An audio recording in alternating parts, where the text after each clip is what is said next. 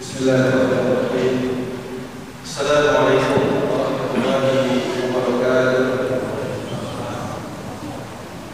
Innal hamdalillah syukru ala ni'matillah wassalatu wassalamu ala rasulillah wa ala alihi wa sahbihi wa man asyhadu an la ilaha illallah wahdahu la syarika lahu wa asyhadu anna Muhammadan abduhu wa rasuluh.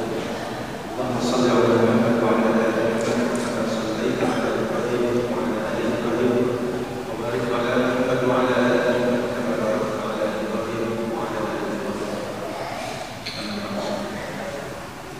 Kaum muslimin jamaah subuh yang dirahmati Allah Subhanahu wa taala, mari kita senantiasa bersyukur kepada Allah dengan mengiktikadkan dalam hati bahwa apa yang telah kita capai saat ini, baik itu keberhasilan atau juga mendapatkan kemenangan, kebaikan, itu adalah semata-mata karena karunia Allah Subhanahu wa taala.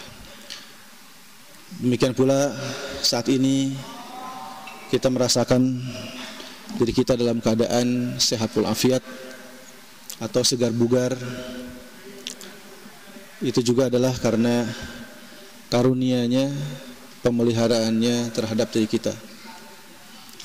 Yang mudah-mudahan dengan senantiasa bersyukur, Allah semakin menambahkan nikmat itu pada kita dan memberikan petunjuk di dalam jalan hidup kita ini. Amin ya rabbal alamin. Kemudian salawat dan salam tidak lupa mari kita senantiasa sampaikan kepada Nabi kita, Nabi Muhammad Rasulullah sallallahu alaihi wasallam. Juga kepada keluarganya, para sahabatnya, kepada tabi'in, dan juga kepada setiap umatnya yang konsisten melaksanakan sunnah-sunnah Nabi-Nya. Kaum muslimin jemaah subuh rahimakumullah, alhamdulillah tidak terasa kita sudah memasuki tadi malam adalah malam ke-21 dari bulan suci Ramadan ini. Dan alhamdulillah kita diberi kesempatan untuk bisa melaksanakan salah satu ibadah di bulan suci Ramadan, ya, selain qiyamul lail atau tarawih, juga i'tikaf. Ya, mudah-mudahan i'tikaf yang kita laksanakan ini, karena ini adalah bentuk ikhtiar kita sebetulnya untuk mendapatkan ridha, rahmat dan petunjuk Allah Subhanahu wa taala. Mudah-mudahan Allah memberikan petunjuk, ya, jalan kebaikan kepada kita semua. Amin ya rabbal alamin. Kaum muslimin rahimakumullah, tema kita pada pagi hari ini adalah menebar rahmah, meraih barokah. Secara kita sadari, hadirin rahimakumullah, bahwa di dalam hidup ini ada 3 kebaikan yang selalu kita harapkan. Dan itu ternyata sederhananya ada dalam kalimat salam yang sering kita baca, baik dalam kaitan kita melaksanakan ibadah khusus seperti sholat. Di rakaat terakhir setelah tahiyat itu ada diakhiri dengan kalimat Assalamualaikum warahmatullahi wabarakatuh. Atau di setiap kali kita melaksanakan kegiatan, ya, membuka segala macam program kegiatan, itu selalu kita awali ya dengan salam, Assalamualaikum warahmatullahi wabarakatuh. Nah, secara tidak disadari sebetulnya itu adalah doa, harapan kita kepada Allah Subhanahu wa taala. Dan juga ketika kita menyampaikannya pada orang lain, itu berarti juga harapan itu mudah-mudahan ada pada orang tersebut, ya. Yang pertama adalah salam. Apa itu salam? Salam, ya, sebagaimana juga maknanya, artinya adalah berserah diri atau selamat. Saya yakin semua orang, ya, dalam hidupnya itu menginginkan keselamatan. Selamat dari mara bahaya, selamat dari fitnah hidup, ya, selamat dari musibah, ya. Pokoknya selamat, ya. Artinya tidak ada sesuatu yang menyempitkannya, merugikannya, begitu, atau membahayakannya. Itu kita tidak sadari sebetulnya harapan kita adalah kita ingin hidup ini selamat, bahkan dunia akhirat. Lalu pertanyaannya bagaimana supaya kita ini selamat? Nah, hadirin rahimakumullah. Jadi dari kata salam itulah sebetulnya kalau kita terus kaji, maka ia juga memiliki makna-makna turunan, ya. Misalnya kata Islam, aslama yuslimu islaman, atau salima, ya. Salamah, assalam, muslim, itu masih memiliki kaitan atau hubungan makna yang sama. Jadi pada dasarnya untuk kita ini agar selamat, satu-satunya cara adalah berserah diri kepada pemilik keselamatan itu, atau yang memberi keselamatan, yaitu Allah Subhanahu wa taala. Jadi berjalanlah, ya. Kemudian kalau ingin damai, maka laksanakanlah apa yang telah menjadi ketetapan Allah Subhanahu wa taala atas diri kita. Maka insya Allah selamat. Jadi ikuti saja jalan Islam. Berserah dirilah kepada Allah dengan melaksanakan ketaatan dalam beribadah, niat, ya, yang ikhlas, maka insya Allah kita akan selamat. Jadi itu catatan pentingnya, hadirin rahimakumullah. Sekali lagi, harapan kita ini selamat, ya. Ya, untuk sampai selamat itu berarti kita harus berserah diri secara totalitas kepada Allah Subhanahu wa taala. Nah, yang kedua adalah rahmat, karena assalamualaikum warahmatullah ditambahkan dengan waw, ya, tambahan waw ataf, dan rahmat. Apa itu rahmah?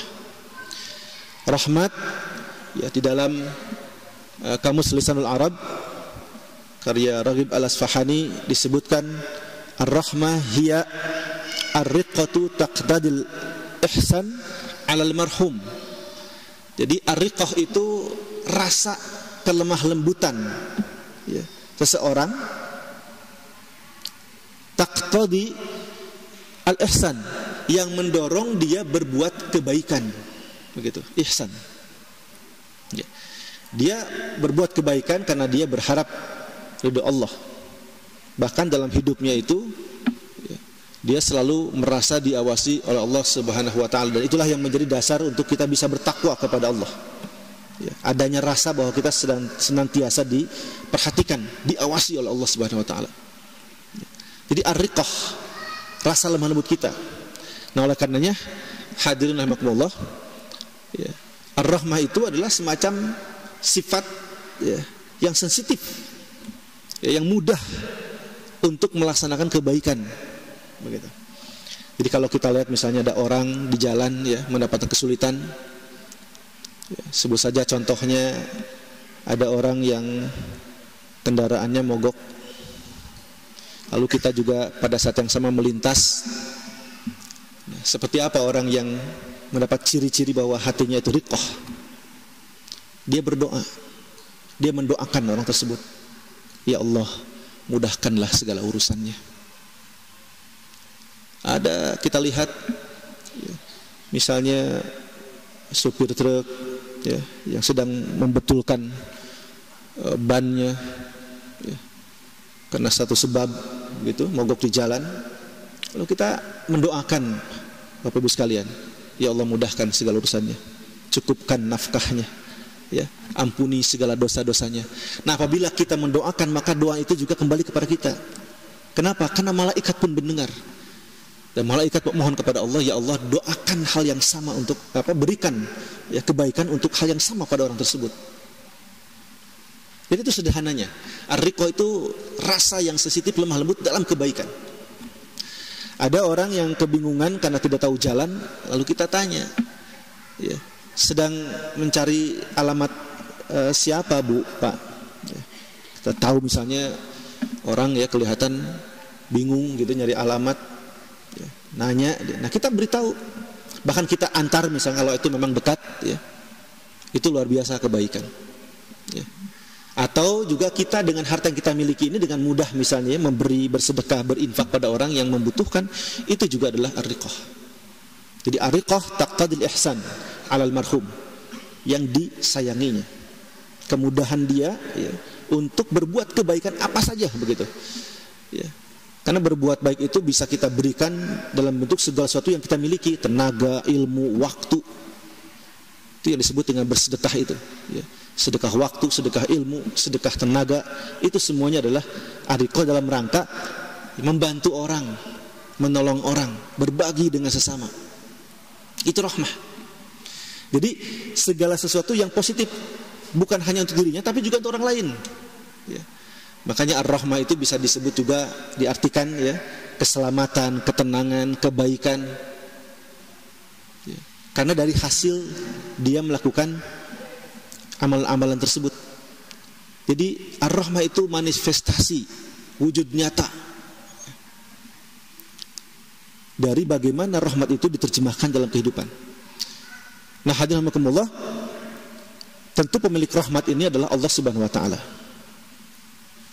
Oleh karenanya di dalam surah Al-An'am ya, ayat ke-12 diungkapkan, a'udzubillahi minasyaitonir rajim, qul ya liman fis samawati wal ardh, katakan siapa pemilik langit dan bumi ini. Qul lillahi, maka katakanlah Allah pemiliknya.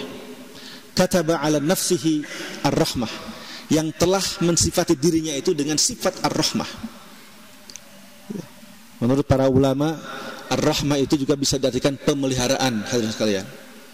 Jadi bagaimana rahmat Allah terhadap alam semesta ini ya. Bukankah kehadiran Nabi juga diungkapkan dalam surat Al-Anbiya bahwasanya dia adalah rahmatan lil alamin, wa ma arsalnaka illa rahmatan lil alamin.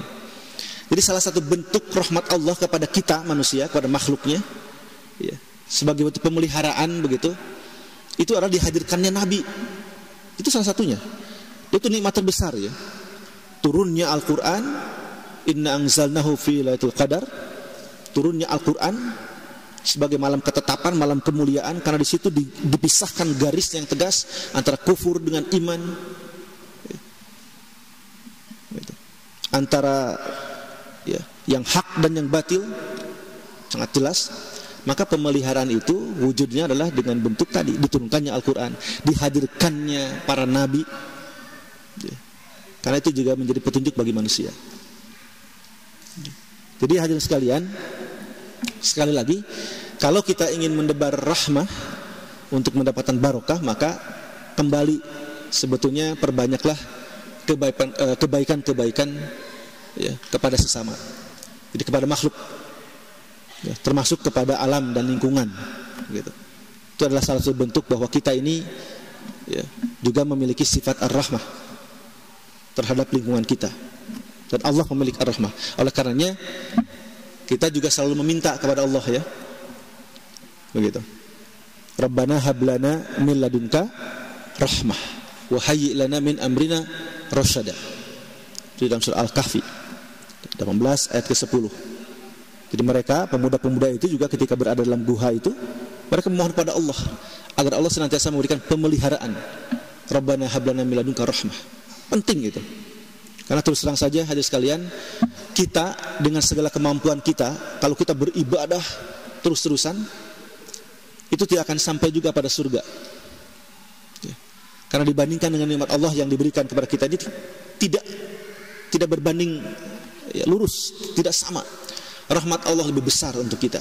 Jadi kalau karena kita ingin mendapatkan surga itu karena ibadah yang kita laksanakan siang malam, itu juga tidak mungkin. Ada satu cerita ya. Suatu saat diriwayatkan bahwa Nabi Muhammad diceritakan oleh Malaikat Jibril bahwa dahulu ada seorang hamba Allah yang beribadah selama 500 tahun di sebuah bukit di tengah-tengah lautan. Dan dia memohon pada Allah agar diwafatkan dalam keadaan sujud, lalu dibangkitkan lagi nanti hari kiamat. Dan Allah mengabulkan doa itu. Tapi syahdan ketika dibangkitkan, ceritanya dari hari kiamat itu ya, maka Allah memberikan ketetapan bahwa atas dasar rahmatku, kata Allah, engkau bisa mendapatkan surga. Tapi hamba Allah itu, orang itu bilang, ya Allah, aku ingin masuk surga itu karena ibadah-ibadahku. Nah kemudian dia tertahan untuk masuk surga.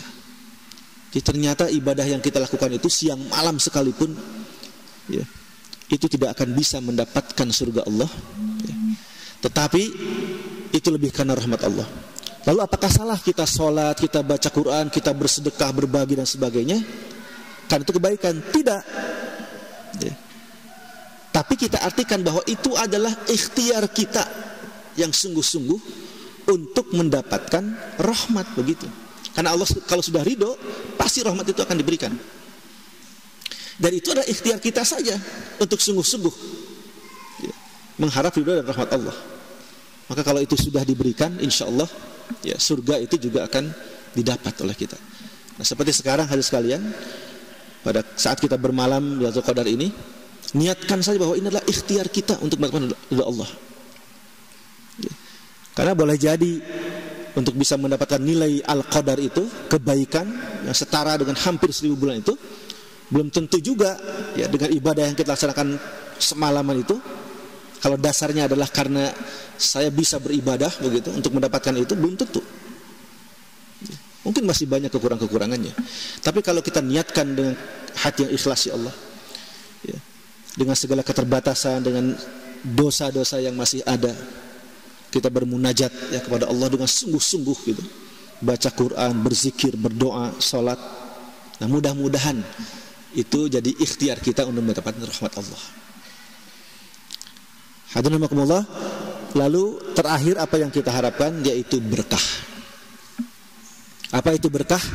Menurut Imam Ghazali, berkah adalah ziyadatul khair, bertambahnya kebaikan. Jadi segala apa yang telah kita dapatkan berupa nikmat dari Allah ini, kita manfaatkan lagi, kita gunakan lagi untuk mendapatkan ridho Allah yang lebih besar ya, untuk mendapatkan rahmat Allah yang lebih banyak, begitu. Jadi harta yang kita miliki ini ya, jadi kalau kita mendapatkan rezeki, kan ada perintahnya, misalnya sebagian dari rezekimu itu harus diberikan pada orang lain yang butuh atau yang membutuhkan bantuan, begitu. Maka laksanakanlah cara-cara itu, berarti harta kita menjadi berkah. Lalu kalau dalam Islam misalnya, segala macam kegiatan ekonomi itu tidak boleh ya, ada riba, ada gharar misalnya ya, ada penipuan segala macam, maka kita laksanakan cara mendapatkan rezeki itu, cara menggunakan atau ya, mengeluarkannya juga untuk hal-hal yang positif, maka insya Allah itu berarti berkah, karena bertambah kebaikan ya. Rumah yang kita miliki menjadi tempat silaturahim keluarga besar kita, sehingga semua orang lapang untuk bisa masuk ya, dan nyaman begitu di rumah kita, karena kita berperilaku baik, memuliakan tamu ya, berkata-kata santun, menyenangkan begitu, membaikan, menenangkan, itulah rumah itu menjadi berkah buat kita. Jadi berkah itu ziyaratul khair, bertambahnya kebaikan. Di dalam Al-Quran juga disebutkan di surat Al-A'raf ayat ke-97 begitu. Lau anna ahlal qura amanu wattaqau la fatahna alaihim barakatin minas sama'i wal ardi walakin kazzabu fa akhadnahum bima kanu yaksibun. Seandainya penduduk negeri itu, hadirin sekalian, amanu wattaqau, mereka beriman dan bertakwa kepada Allah, la fatahna alaihim, maka akan kami bukakan atas kaum itu barakatin minas sama'i wal ardi, keberkahan yang melimpah dari langit dan juga dari bumi. Bayangkan. Tapi catatannya atau syaratnya adalah amanu wattaqau, beriman dan bertakwa, la fatahna alaihim barakatin minas sama'i wal ardi ya. Jadi keberkahan atau kebaikan itu yang kita dapatkan itu juga bisa mencakup dua hal. Bisa berkah secara material, bisa juga berkah secara spiritual. Di material dan spiritual. Berkah material tadi, apa yang kita miliki ini harta bermanfaat, berguna. Jadi ada aspek kemanfaatan gitu aja berkah itu. Dan secara spiritual ya, itu juga menjadikan diri kita ini lebih dekat kepada Allah. Maka indikatornya keberkahan ya, kalau secara material tadi harta itu menjadi lebih mendapatkan kebaikan lagi, jabatan yang kita dapat, yang kita terima juga menjadi manfaat ya, maslahat bagi umat karena membantu memecahkan masalah-masalah ya. apapun yang kita miliki gitu secara material itu menjadi kebaikan. Dan secara spiritual apa indikatornya? Pertama, ya, orang yang berkah itu spiritualnya, ya, dia akan mendapatkan nikmat dalam amal-amal solehnya. Ya. Dalam surat Al-An'am 125 disebutkan, ya, yang artinya bahwa jika Allah menghendaki seseorang itu mendapatkan petunjuk, maka Allah lapangkan, ya, yashrah sadrahu alal Islam. Jadi Allah akan lapangkan hatinya itu untuk Islam. Dan barang siapa yang juga Allah kehendaki, ya, disesatkan, maka disempitkan.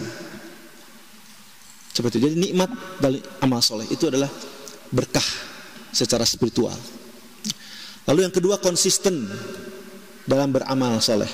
Jadi dawam. Bapak Ibu, ya, tidak masalah walaupun sedikit yang kita lakukan dalam kebaikan itu, tapi terus begitu dawam, itu lebih dicintai oleh Allah dibanding besar tapi hanya sekali bulan puasa saja misalnya, ya, orang itu baca Quran. Ya.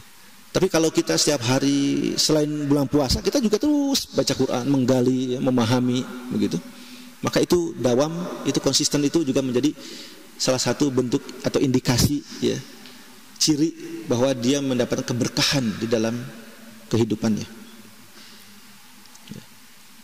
Nah, jadi hadis sekalian, ada berkah secara material, ada berkah secara spiritual. Jadi ini berkaitan. Kalau kita ingin mendapatkan keberkahan dalam hidup, ya berarti laksanakan, ya, apa yang menjadi cara untuk kita mendapatkan rahmat Allah, pemeliharaan Allah. Dan kalau kita ingin mendapatkan rahmat Allah, maka berserah dirilah kepadanya. Jadi 3 hal itu paket. Makanya ungkapannya Assalamualaikum warahmatullahi wabarakatuh. Itu secara tidak disadari, ya, sepertinya biasa gitu. Makanya Nabi menyampaikan, ya, dalam salah satu sabdanya bahwa salah satu ciri albir, kebaikan atau mabrur itu adalah, ya, afsus salam, menyampaikan kedamaian. Nah, kalau misalnya digali lebih jauh lagi, bagaimana damai, tenang dalam konteks kehidupan kita sosial, ya disitulah muncul, ya, toleransi, disitulah muncul, ya, untuk benar-benar menunjukkan sifat dan sikap kita, ya, dalam nilai kemanusiaan. Intinya begitu saja, sifat-sifat humanis, ya, karena melampaui, ya, batas-batas tertentu.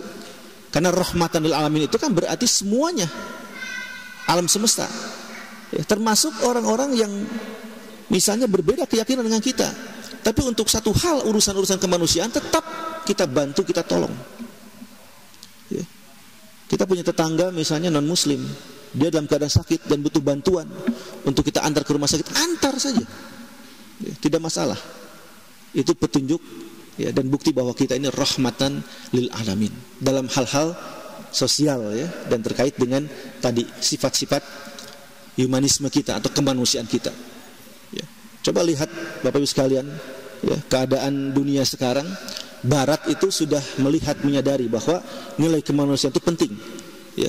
Mereka belum sampai kepada nilai Islam, keberserahan kepada Allah, tapi mereka mau bantu orang-orang Palestina misalkan, padahal mereka itu non muslim.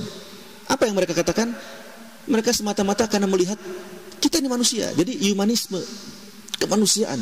Maka dakwah itu kita arahkan untuk saat ini. Pertama, ya, arahnya adalah bagaimana nilai-nilai kemanusiaan dalam Islam itu menjadi nilai standar internasional. Barat sudah melihat itu, ya, tinggal menunggu, mendoakan mereka mendapatkan petunjuk Allah. Dan tidak sedikit hanya sekalian, ya, dengan kejadian di Palestina itu banyak orang yang tertarik dengan Islam, ya. Jadi bagaimana bisa katanya orang-orang Palestina itu dalam keadaan mereka itu, ya, mendapat fitnah besar, ya, dihancurkan rumah-rumahnya, ya, dizalimi, gitu, bahkan, ya, dibunuh, dan luar biasa itu ujiannya. Tapi mereka tetap memiliki iman yang kokoh. Mereka tetap, ya, berharap hanya kepada Allah Subhanahu Wa Taala, tidak pernah putus gitu. Sehingga orang-orang Barat, karena kalau mereka itu mendapatkan hal yang sama, itu nggak bakal sanggup hidup mereka itu, nggak bakal kuat. Karena orientasi mereka beda, ya, dasar pijakan dalam ibadah juga mereka beda gitu. Tapi orang-orang Palestina itu sangat hebat sekali. Itu contoh buat kita. Betapa dalam situasi yang sulit itu mereka tetap mengikatkan dirinya kepada Allah Subhanahu wa taala. Itu luar biasa. Demikian hadirin rahimakumullah, sekali lagi untuk bisa mendapatkan rahmat, ya, menebar rahmat, kemudian juga mendapatkan berkah, maka mari dari sejak sekarang kita terus tata amal-amal soleh kita, ya, baik itu amalan hati, ya, maupun amal-amal yang terkait dengan tindakan untuk pribadi, sosial. Mudah-mudahan bisa lebih baik dan kita niatkan ikhlas lillahi ta'ala. InsyaAllah mudah-mudahan Allah senantiasa memberikan petunjuk, rahmat dan juga perlindungannya kepada kita semua. Amin ya rabbal alamin. Demikian, billahi taufiq wal hidayah. Mohon maaf atas kekurangannya. Semoga bermanfaat. Assalamualaikum warahmatullahi wabarakatuh.